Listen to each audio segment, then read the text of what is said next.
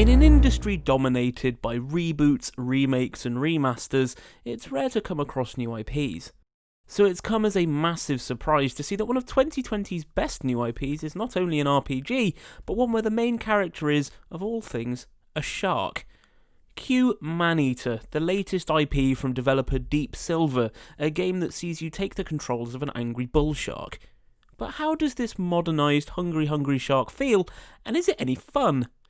Let's take a deep dive and have a look at the fishiest title to be released since Jaws Unleashed.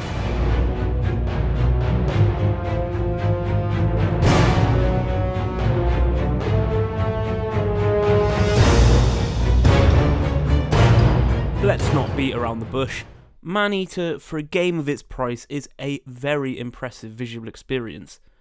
Pushed out in 4K by my Xbox One X, the game looks fantastic. Yes, it helps that there's less of an emphasis on realism and more concentration as being over the top as possible, but the point remains, this is a very attractive game. Environments have received the most attention here, with each area of the map looking completely different to another. You'll find yourself swimming through bayous and beach resorts to underwater sewer systems and posh riverside housing. They are varied, each one with different lighting, watercolour and underwater accoutrement. I'm also very happy to report a distinct lack of visual oddities. This is a particularly well crafted world, and one in which I rarely experience any graphical weirdness. The titular ManEater herself looks great, with fantastic textures all round and some very convincing animation as she swims her way through the murky depths. Enemy fish and feeder fish all look good too, although there is very little to set them apart. One fish looks very similar to the next in their species. The most disappointing aspect of the game, if anything, is the way the human prey look. They're almost like cardboard cutouts, with repeated models all over the place. While the boss humans look a little different, they're not particularly noteworthy. They have enough visual polish to appear close up in a cutscene, but then they often sit in the cab of a river cruiser, so their appearance isn't super important. Thankfully, we very rarely have a chance to take a good, hard look at the human characters. You're too busy chomping on them to notice. This is perhaps the best element of the game, the fishy combat. It's simple enough, the trigger chomps down on whatever the targeting system sees is closest, and you press multiple times if the victim requires some chewing. This is, hands down, the best I've ever seen melee combat done on a 3D plane.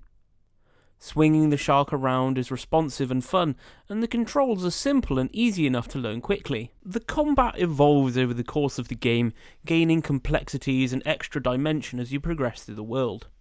As does our shark. This is, after all, a so-called shark PG. As you eat various other denizens of the water, from the smallest herbivores to enormous predators, you gain experience points, allowing you to level. Each feeder animal also provides you with different nutrients which you can use to level up different passive evolutions, giving you a range of bonuses.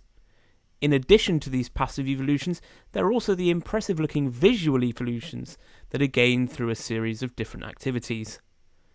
There are different sets of visual evolutions, and once you've grabbed the whole set, you get a set bonus on top of the already impressive stats these pieces provide.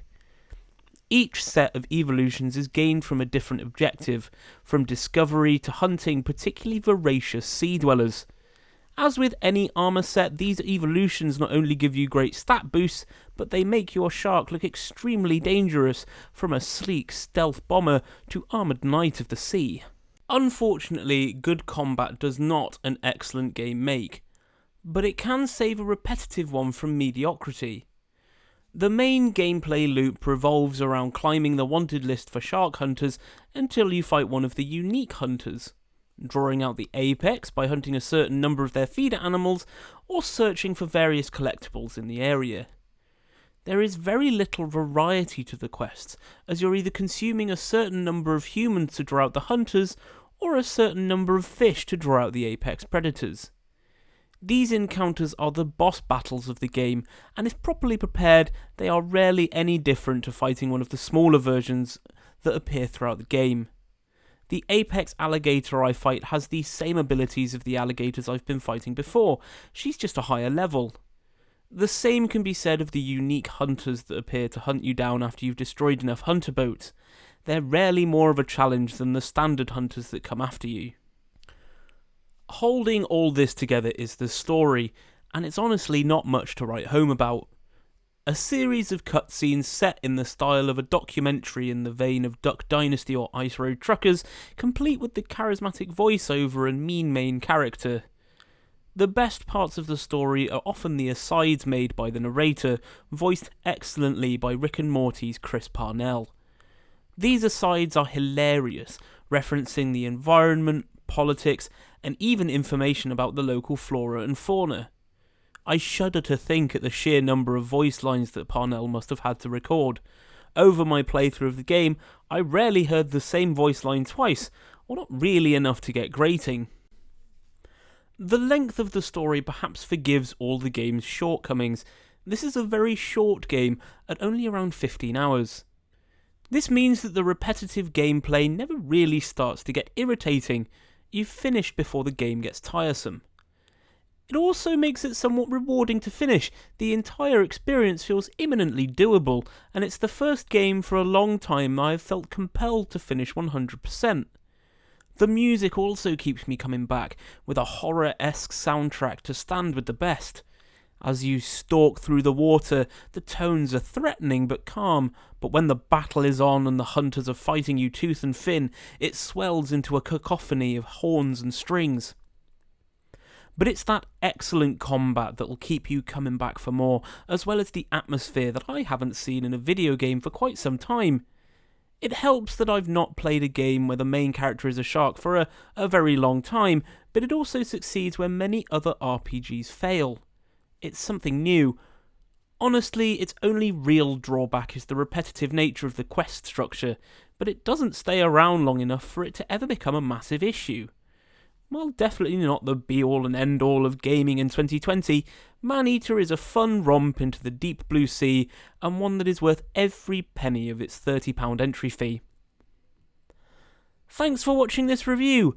I've been Matt, and you've been watching The Den. If you aren't already, get subscribed for more weekly video game content. Get involved and leave a comment. We love to hear from the community. Anyway, thanks again for watching, and we'll see you next time in The Den. And in the meantime, stay safe.